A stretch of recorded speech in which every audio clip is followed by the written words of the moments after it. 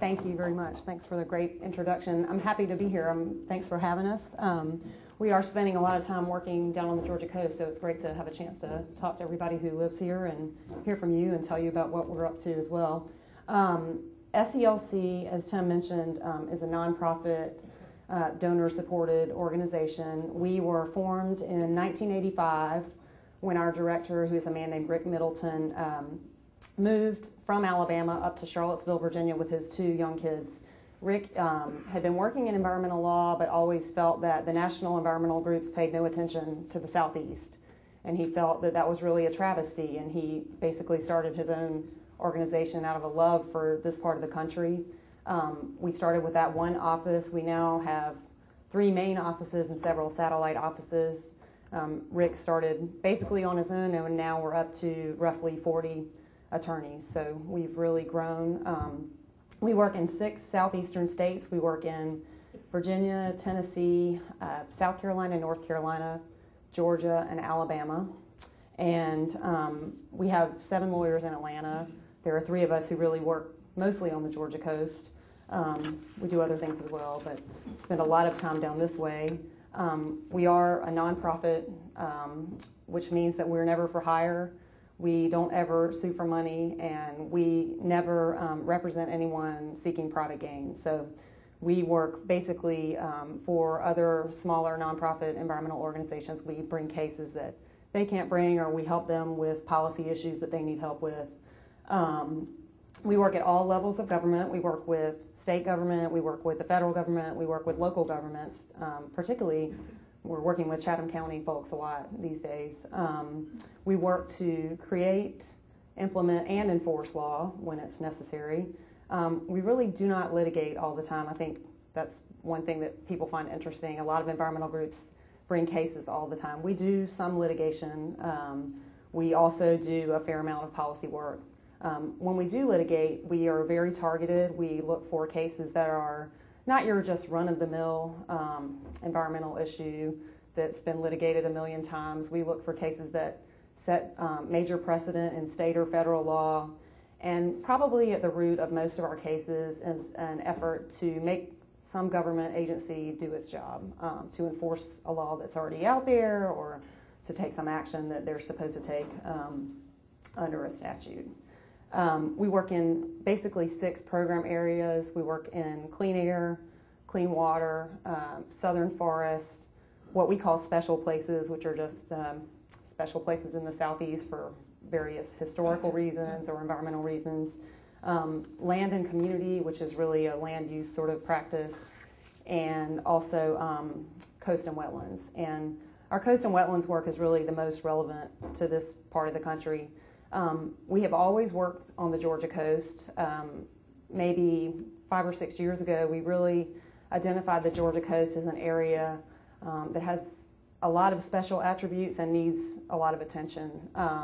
We felt like it was underserved, that there were not a lot of organizations working down here on environmental issues, and it has great places and ecosystems. It has, as you all probably know since you live here, 1/3 of the salt marsh on the East Coast, something like over 1,600 little marsh hammocks, great barrier islands with white sandy beaches, and really unique estuarine systems which support, a lot of tourism, but also recreational and commercial fisheries. The Georgia coast also has a greater species diversity than anywhere else in the state, so you get lots of fisheries. You also get manatees and right whales and wood storks and all these unique animals that aren't elsewhere in Georgia. The other thing that we thought was really unique about the Georgia coast is that, unlike some of the other southern states, it has remained relatively undeveloped and relatively pristine. And it's very interesting when you compare the Georgia coast to, say, Myrtle Beach in South Carolina or Florida. And so we thought we were really at a point where it makes sense to devote attention to this region and to figure out where we need to go. We are not an anti-development organization at all. We know development is going to happen. We think development is a good thing because it brings economic prosperity to the region, but we think that it should be done in the best way possible to ensure, the resources that attract everybody to the area remain intact and remain attractive. So that was in the early 2000 era. We identified the issues on the Georgia coast and decided that we would put together a very comprehensive assessment of the resources here, the threats to those resources, and we undertook a study, basically. We produced this very big and meaty report. We interviewed something like over 70 government officials, business people, local leaders to get their opinions on what really were the issues down here, what were the threats. It's a very serious piece of work. I'd be happy to get anybody a copy if you're interested, if you come see me afterwards. And we, in this report, identified the threats to the coast and what we recommend as actions to take to make sure that we are prepared to address those threats as we move forward. One of the biggest threats, and I'm sure this is going to be very intuitive, again, since you all are here, is just the population growth in this part of the state and a lot of what goes with population growth, which can be poorly planned development. And so it's very interesting when you look at trends around the southeast. In Georgia, I think from 1970 to 2000, the coastal counties, which we kind of call about 10 counties down the coast of Georgia, grew by 62% in just those 30 years. And then Georgia Tech is predicting that in the next 30 years, by 2030, they'll grow another 50%. So that's just a huge growth rate in this area. And with that comes a lot of new development and a trend that we think we have to start paying attention to and planning for if we really want to make sure it's done in the right way. Another big issue on the coast is the loss of wetlands. The wetlands in this part of the country they can be saltwater and they're freshwater, also wetlands as well. And Georgia has, I think, the greatest amount of freshwater wetlands of anywhere on the East Coast. So it's huge. They are being drained and filled for development constantly now. And it's sort of a problem because they act as a buffer for storms. They help regulate water quality by filtering out a lot of pollutants from other sources of pollution. So wetlands are a very, very important part of the coast, and we just keep filling them in. And again, we think that that's something that really we have to start paying attention to and figuring out how we're going to address that.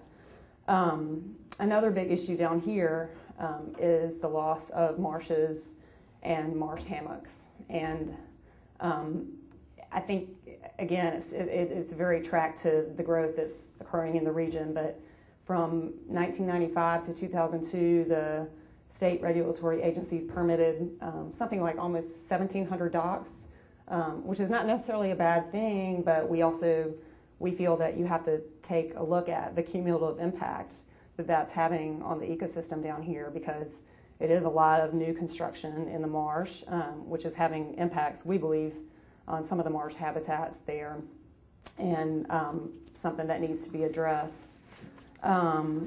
We also have been following development on marsh hammocks. There are some recent proposals to build little residential subdivisions and developments on these little marsh hammocks. For example, there was one that we looked at recently where someone wanted to construct almost 20 homes on an 8-acre marsh hammock and with a septic tank system. And there's some issues there with respect to really whether that's the wisest thing to do and whether that septic tank system is going to function as it should, or whether some of the impacts from that sort of development are going to end up in the marsh that surrounds the hammock. So those are the sorts of threats that we've really been looking at.